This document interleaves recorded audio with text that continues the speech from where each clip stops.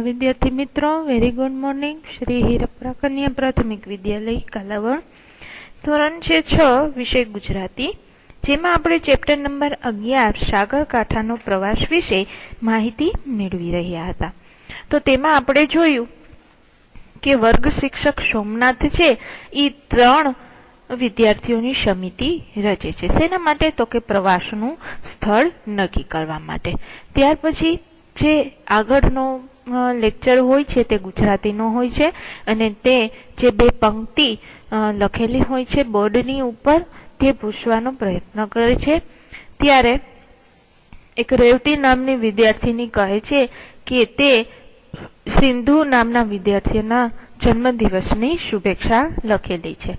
ત્યાર પછી સિંધુ છે એ બધાને સુખડી આપી અને મોઢું મીઠું કરાવે છે।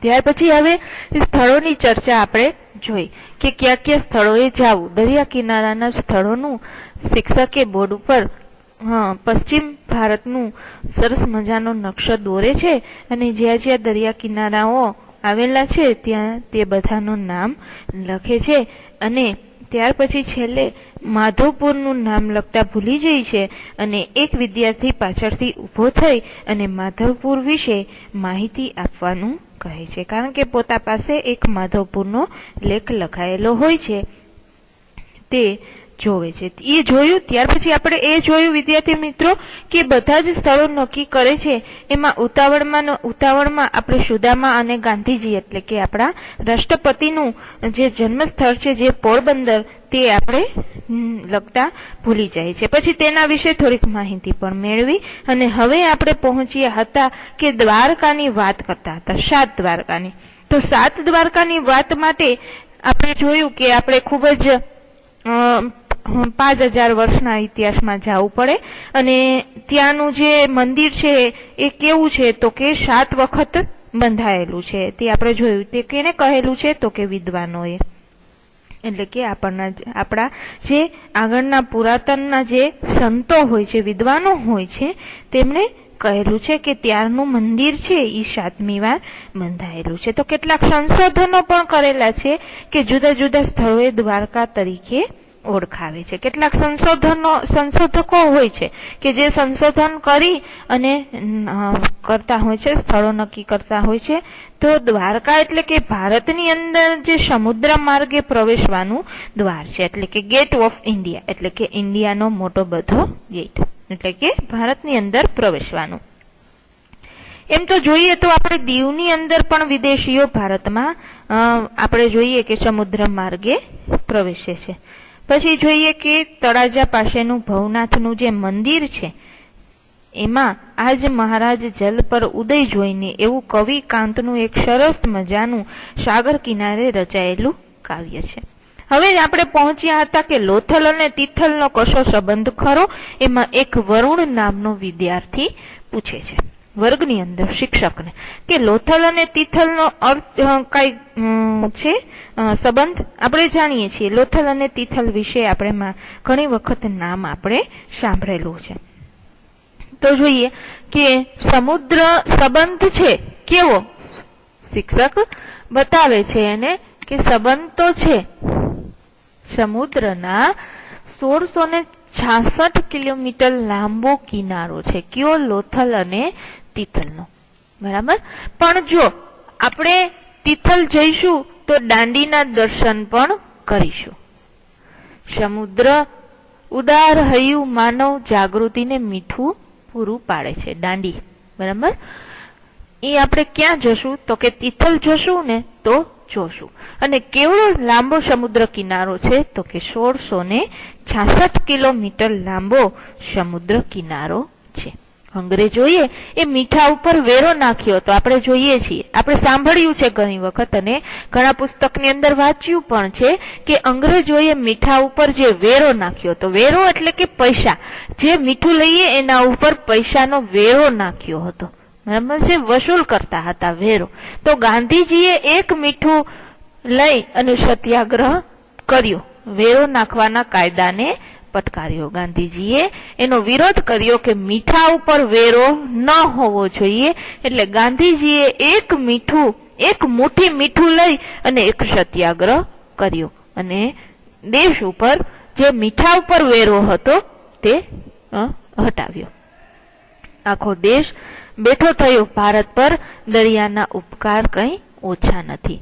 આપણે જાણીએ છીએ કે દરિયામાંથી મીઠું બનાવનાર અગરિયા કરે છે અને તેમાંથી મીઠુંને પકાવે છે અને આપણને મીઠું પૂરું પાડે છે. આ એક દરિયા કિનારે વસનારા માણસનો એક વ્યવસાય છે કે તેમાંથી તે મીઠું પકવી અને આપણને પૂરું પાડે છે. તો એના ઉપર ગાંધીજીએ વેરો નાખ્યો હતો. તો અંગ્રેજોએ વેરો નાખ્યો હતો. તો ગાંધીજીએ તેમને હટાવવાનો સત્યાગ્રહ કર્યો, એટલે કે લડત કરી. તો દરિયાના ઘણા બધા ઉપકારો હોય છે આપણી ઉપર કે દરિયા દ્વારા સમુદ્ર માર્ગે વેપાર પણ થઈ શકે છે વિદેશી સાથે. ત્યાર પછી આવો મીઠાનો વેપાર પણ થઈ શકે છે. સર, આપણે દીવથી દાંડી સુધી નૌકાનો પ્રવાસ કરીએ તો કેવી મજા આવે. નૌકા એટલે કે હોડીનો પ્રવાસ કરીએ તો કેવી મજા આવે. ક્યાંથી? દીવથી દાંડી સુધી. કહે છે કે પહેલા લોકો સોમનાથથી સીધા ખંભાત જતા. ક્યાં માર્ગે? તો કે દરિયાઈ માર્ગે. પેલા શું કરતા બધા? સીધા સોમનાથથી ખંભાતના દરિયા કિનારે દરિયાઈ માર્ગે એટલે કે નૌકા દ્વારા પહોંચતા. મોટા થાવ પછી જજો. શું કહે છે શિક્ષક? કે તમે મોટા થાવ ને પછી આ દરિયા કિનારે જજો. આપણે પહેલા જાણવું જોઈએ કે કઈ મોસમની અંદર ક્યાંથી ક્યાં જવાય.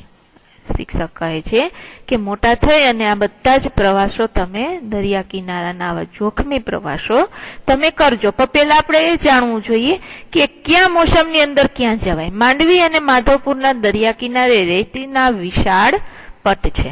તો દીવ અને સોમનાથ પાસે કિનારાથી ઊંડાણ જ શરૂ થઈ જાય છે. દરેક બંદરના કાંઠાના જળનો નોખો રંગ અને નોખું વ્યક્તિત્વ હોય છે. એટલે કે ગુજરાતીઓ છે એ બધા કેવા છે? તો કે દરિયાખેડુ ગણાય છે. આપણે જોઈએ છીએ કે ક્યાં સમયે કઈ મોસમે આપણે કઈ જગ્યાએ જવું એ જોવું પડે. કારણ કે માંડવી અને માધવપુરનો જે દરિયા કિનારો છે ને ત્યાં છે રેતી ખૂબ જ છે. એટલે કે રેતીના વિશાળ મજાના પટ આવેલા છે. પણ જોઈએ તો દીવ અને સોમનાથ છે ને એ શું છે? તો કે ત્યાં શું છે? એનો કિનારો છે એ ખૂબ જ ઊંડો છે. હવે જોઈએ આપણે કે લેખક શું કામે એમ કહે છે કે તમે મોટા થાવ તઈએ જાજો. શિક્ષક ક્લાસની અંદર કહે છે કે તમે મોટા થાવ ને તઈએ જાજો.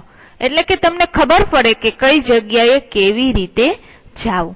હવે જોઈએ આપણે કે શિક્ષક શું કામે મોટા થઈને જવાનું કે છે એ હવે આપણને સમજાય. કારણ કે દીવ અને સોમનાથના જે કિનારા છે ને એ શરૂઆતથી જ એટલા બધા ઊંડા આવી જાય છે એટલે આપણે જવામાં ખૂબ જ તકલીફ પડે. ત્યાર પછી જોઈએ કે દરેક બંદરના કાંઠાના જળનો નોખો રંગ અને નોખું વ્યક્તિત્વ હોય છે. એટલે કે કાંઠો એટલે કે દરિયાનો જે કાંઠો છે એનો જળ છે, જળનો જે પ્રવાહ છે પાણીનો એ ખૂબ જ અલગ હોય છે અને તેમનું વ્યક્તિત્વ પણ અલગ હોય છે. પણ ગુજરાતીઓ દરિયાખેડુ ગણાય છે. એટલે કે તેમનો વ્યવસાય કેવો છે? તો કે દરિયાખેડુ. એટલે દરિયાને તે ઓળખે છે અને પૂજે પણ છે. આપણે જાણીએ છીએ કે આપણા ગુજરાતીઓની અંદર એક પ્રથા છે કે દરિયાનું પૂજન કરવું એક એવો રિવાજ છે અને એક દિવસ તેમના માટે ઉત્સવ પણ ઉજવાય છે અને એને પૂજે છે. પછી ઝૂલેલાલના ગીત તમે સાંભળ્યા હશે. સિંધુઓ એ ગાય છે. સિંધી જ્ઞાતિના લોકો ઝૂલેલાલના ગીત ગાય છે. ઝૂલેલાલ શું છે? તો કે એ લોકો માટે સિંધી જે લોકો છે તેમના માટે એક વરુણદેવનો અવતાર મનાય છે. વરુણદેવનો અવતાર મનાય છે. તે વરુણદેવ એટલે કે જે આપણે કહીએ કે પાણીનો દેવ, દરિયાનો દેવ વરુણદેવ. તો એમનો એ અવતાર મનાય છે ઝૂલેલાલ અને તેમના ગીત પણ ખૂબ જ સિંધીઓ લોકો ગાય છે. ઝૂલેલાલ હિન્દુ મુસ્લિમને એક માન્યા છે. ઝૂલેલાલ જે એક અવતાર છે વરુણદેવનો એમને હિન્દુ અને મુસલમાન બંનેને એક માન્યા છે. ત્યાર પછી જોઈએ કે વરુણદેવનો અવતાર વરુણદેવનો અવતાર કેવો ગણાય છે? મહાન ગણાય છે. કયો? તો કે આ ઝૂલેલાલજી છે તે વરુણદેવનો અવતાર ગણાય છે. તો હું મારું નામ દરિયાલાલ જ રાખી શકું, વરુણે કહ્યું. વરુણ નામના વિદ્યાર્થી એમ કહે છે કે જો એ વરુણદેવનો અવતાર ગણાતો હોય તો હું મારું નામ દરિયાલાલ જ રાખીશ. સિંધુ સાહેબની રજા લઈ અને ગાવા લાગે છે. સિંધુ નામનો વિદ્યાર્થી સાહેબની રજા લે છે અને ગાવા લાગે છે કે ઓ લાલ મેરી પત રખિયો બલા ઝૂલે લાલણ. આ પંક્તિ ક્લાસની અંદર બધા ગાય છે અને આખો વર્ગ છે એ તાળીઓ સાથે જોડાય છે. તો વિદ્યાર્થી મિત્રો, આવો સરસ મજાનો એક પ્રવાસ કરતા હોય એવો અનુભવ થાય છે આપણને, અને પ્રવાસ વર્ણનને આપણે અહીં પૂર્ણ કરીએ. ત્યાર પછી શબ્દ સમજૂતી ગુજરાતીની પાકી બુકની અંદર વિદ્યાર્થી મિત્ર લખશું, જેથી કરીને આપણે અઘરા શબ્દના અર્થ મેળવી શકીએ. રૂઢિપ્રયોગ પણ લખશું. હવે આવે છે ભાષા સજ્જતા, એટલે વ્યાકરણ વિભાગ. જે આપણે ક્રિયાપદ શીખવાનું છે, તો વ્યાકરણની અંદર જેટલામાં આપણે પોઈન્ટ પહોંચ્યા હોય તે ક્રમ આપી અને લખજો ક્રિયાપદ. અહીંયા આપણે ક્રિયાપદ વિશે માહિતી મેળવવાની છે. સૌપ્રથમ આ 3 વાક્ય આપણે વાંચશું અને આપણી બુકની અંદર લખશું. ઘંટ વાગતા ચર્ચા અટકી. સોમનાથે એમની ડાયરી ખોલી. માધવપુર સૌરાષ્ટ્રના સાગરકાંઠાનું વૃંદાવન છે. 3 વાક્યો વાંચ્યા. હવે આપણે આપણી બુકની અંદર લખશું. હવે એના વિશે થોડીક ચર્ચા કરીએ. પહેલા વાક્યની અંદર કોઈ ઘટના બની તેની વાત છે. પેલા 3 વાક્ય જોયા, એની આપણે માહિતી મેળવ્યા. જોઈએ આપણે કે પેલા શું છે કે ઘંટ વાગ્યો અને ચર્ચા અટકી ગઈ, એક ઘટના બની. ત્યાર પછી જોઈએ ચર્ચા શરૂ થાય કે ચાલે, જેમ ઘટના છે તેમ અટકે, એ પણ એક ઘટના જ છે. એની જાતે સહજ અથવા કોઈ કુદરતી સંજોગો અનુસાર એ થાય છે, એટલે કે અટકવું એ એક પ્રક્રિયા છે. બીજા વાક્યમાં સોમનાથે કોઈ ક્રિયા કરી છે એની વાત છે. સોમનાથે ઈરાદાપૂર્વક, સ્વતંત્ર અને ઈચ્છાથી એ પ્રવૃત્તિ કરી છે તેની ક્રિયા ગણાય છે. ખોલવું એક ક્રિયા છે. ત્રીજા વાક્યની અંદર માધવપુરની સ્થિતિ વર્ણન છે. વાક્યમાંનું ક્રિયાપદ છે એ સ્થિતિનું વર્ણન કરે છે. એટલે કે 3 વાક્ય આપેલા છે, એ ત્રણેયમાં આપણને જુદી જુદી ક્રિયા કરતી દેખાય છે. બરાબર છે. ત્યાર પછી જોઈએ કે વાક્યની અંદર સામાન્ય રીતે ઓછામાં ઓછું એક નામપદ હોય અને એક ક્રિયાપદ હોય છે. બરાબર. એક નામ હોય છે અને એક ક્રિયાપદ, એટલે કે નામપદ અને ક્રિયાપદ એક હોય છે, એટલે કે એક હોય છે. વાક્ય રચનામાં નામપદ છે એ પહેલા આવે અને ક્રિયાપદ અંતે આવે છે. આપણે જાણીએ છીએ કે વાક્યની અંદર ક્રિયાપદ ક્યાં આવે? વાક્યની છેલ્લે. અને નામપદ એટલે કે નામ ક્યાં આવે? વાક્યની પહેલે.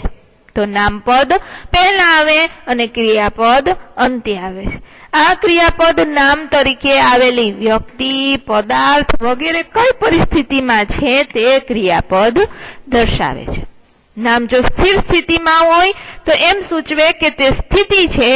નામની હલનચલનની પરિસ્થિતિ સૂચવાય તો હલનચલન માટે નામ દ્વારા સૂચવાયેલી વ્યક્તિ, પદાર્થ વગેરે ઈરાદાપૂર્વક જવાબદાર ન હોય તો તેને પ્રક્રિયા કહે છે.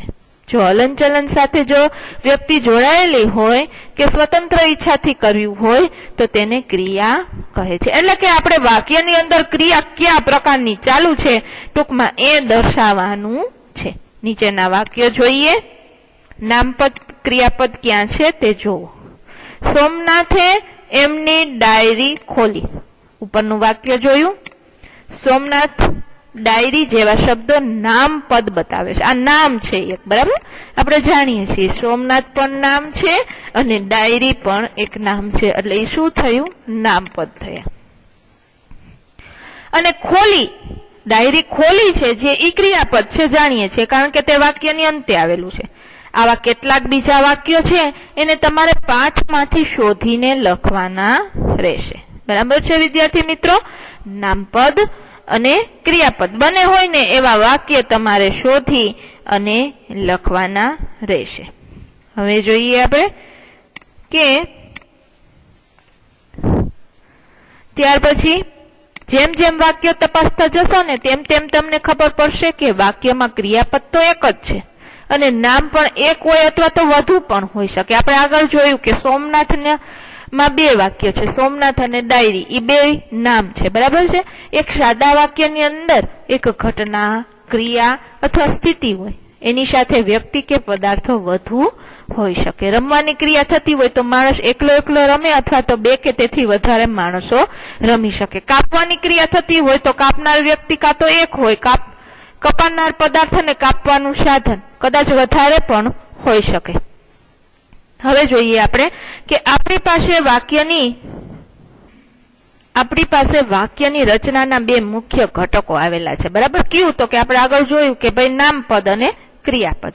હવે નામપદ છે એ શું છે, બરાબર, તો કે વ્યક્તિ કે પદાર્થ બતાવે છે. અહીંયા આપણે જોયું વ્યક્તિ સોમનાથ, પદાર્થ ડાયરી, બરાબર. તે ક્રિયાપદની પહેલા જ ગોઠવાયેલા હોય છે. આપણે જાણીએ છીએ આ ક્રિયાપદ પાછળ હોય, વાક્યની અંતે, એની પહેલા જ આ બે ગોઠવાયેલા હોય છે. ત્યાર પછી જોઈએ કે ક્રિયાપદ એટલે શું. ક્રિયાપદ ક્યાં ગોઠવાયેલું હોય છે વાક્યની અંદર, જોઈએ આપણે કે ઘટના કે સ્થિતિ બતાવે ને એ વાક્યને અંતે ગોઠવાય છે. ઘટના બનેલી છે કે સ્થિતિ બનેલી છે એ બતાવે ને એ વાક્ય ક્યાં હોય, અંત ને છેડે વાક્યની અંતે એ ક્રિયાપદ ગોઠવાયેલું હોય. તો વાક્યમાં જેટલા નામપદો હોય એ સામાન્ય રીતે ક્રિયાપદની પહેલા આવે. યાદ રાખજો કે વાક્ય રચના સમજવાનો આ એક પાયો છે. વાક્યની રચના સમજવા માટેનો આ એક પાયો છે કે નામપદ પહેલા હોય છે, એ એક કરતા વધારે પણ હોય છે. વ્યક્તિનું નામ આવે ત્યાર પછી પદાર્થનું પણ નામ આવે છે અને ક્રિયાપદ છે તે વાક્યની અંતે ગોઠવાય છે. એ એકવાર તમને સમજાઈ જશે ને પછી ક્યારે પણ તકલીફ પડશે નહીં. હવે આગળ જોઈએ આપણે શું છે, અભ્યાસ, બરાબર છે. તો અભ્યાસ છે એ આપણે ગુજરાતીની પાકી બુકની અંદર લખશું. ત્યાર પછી સ્વાધ્યાય પણ ગુજરાતીની પાકી બુકની અંદર આપણે લખવાના રહેશે. પ્રશ્નના ઉત્તર વિચારીને આપો અને ત્યાર પછી શિક્ષકની મદદથી નીચેના ફકરાનું શ્રુતલેખન, એટલે કે તમારા પાઠ્યપુસ્તકની અંદર જે આ માધવપુર સૌરાષ્ટ્રનું ત્યાંથી જે ફકરો શરૂ થાય છે તે તમારે સારા અક્ષરે ગુજરાતીની પાકી બુકની અંદર લખવાના રહેશે. હવે જે આપણે વ્યાકરણ વિભાગ શીખ્યા નામપદ અને ક્રિયાપદ, એને શોધીને આપણે અહીંયા અલગ કરવાના રહેશે, બરાબર. થોડાક વાક્ય આપણને આપેલા છે જે આપણે નામપદ અને ક્રિયાપદ શોધી અને તેમને અલગ કરવાના રહેશે. એક હું એક્ઝામ્પલ તમને શીખડાવી આપું કે મહારાજ ઝાડ પરના માચડે બેઠા હતા. હવે આમાંથી પહેલા આપણે નામપદને શોધી કાઢીએ, બરાબર છે. નામપદને આપણે શોધી એટલે કે નામને, મહારાજ બરાબર છે, ઝાડ બરાબર અને માચડે, આ ત્રણ શું છે, નામ છે. મહારાજ, ઝાડ, માચડે, આ ત્રણ નામ છે. હવે ક્રિયાપદ શોધો. પેલા એ યાદ રાખવાનું ક્રિયાપદ ક્યાં હોય, વાક્યની અંતે. શું આવશે, બેઠા હતા. આ થયું ક્રિયાપદ, બરાબર છે. તો એવી રીતે બીજો, ત્રીજો, ચોથો ને પાંચમો આ વાક્યની તમે ઘરે પ્રેક્ટિસ કરજો. એમાંથી નામપદ ઓળખો અને ક્રિયાપદ ઓળખો. પહેલવાની નામ પણ થશે, નામપદ થશે અને પડ્યો ઈ ક્રિયાપદ. હવે જોઈએ એના પછીનો પ્રશ્ન કે પાઠમાં આવતા શ થી શરૂ થતા હોય ને એવા 5 વાક્યની યાદી તમારે કરવાની છે અને એ યાદીને શબ્દકોશના ક્રમમાં ગોઠવવાની, બરાબર. ત્યાર પછી તમે તમારા માતા પિતા સાથે અથવા ભાઈ બહેન સાથે અથવા તમારા મિત્ર સાથે, મામાની સાથે જોઈ ક્યાંય પણ પ્રવાસે ગયા હો તો એના આધારે તમારે આ જે પ્રશ્ન આપેલા છે ને એના જવાબ આપવાના છે. દાખલા તરીકે તમે પ્રવાસમાં કોણ કોણ ગયા હતા, તો તમે મિત્રની સાથે ગયા હો તો એમ લખો કે અમે મિત્રની સાથે ગયા હતા, માતા પિતા સાથે ગયા હતા, ભાઈ બહેન સાથે ગયા હતા. પછી કઈ ઋતુમાં ગયા હતા એ લખો. તો આવી રીતે તમારા પ્રશ્નના જવાબ તમારે આપવાના રહેશે. ત્યાર પછી જોઈએ ઘણા બધા પ્રશ્નો આપેલા છે તમારે, તેમના જવાબ તમારે આપવાના રહેશે. પછી જે પ્રવૃત્તિ છે ને વિદ્યાર્થી મિત્રો, તે પણ તમે તમારી ઘરે કરજો કે ગુજરાતનો જે નકશો છે ને એમાં જે દરિયા કિનારાના સ્થળો આવેલા છે ને એની જુઓ અને એની છે ને તમારી બુકમાં તમારે યાદી બનાવવાની છે. પછી તમારો જિલ્લાનો નકશો જુઓ અને એનો અભ્યાસ કરો. દાખલા તરીકે આપણો જિલ્લો જામનગર જિલ્લો, તો એનો નકશો જુઓ અને તેનો અભ્યાસ કરવાનો. પછી આપણા જે સ્થળ છે ને એની અંદર જોવાલાયક સ્થળો ક્યાં ક્યાં આવેલા છે, યાત્રાધામો ક્યાં ક્યાં આવેલા છે, એનું પુસ્તક મેળવીને તમારે વાંચવાનું રહેશે. તો અહીં આપણો સરસ મજાનો પાઠને પૂર્ણ કરીએ. Thank you.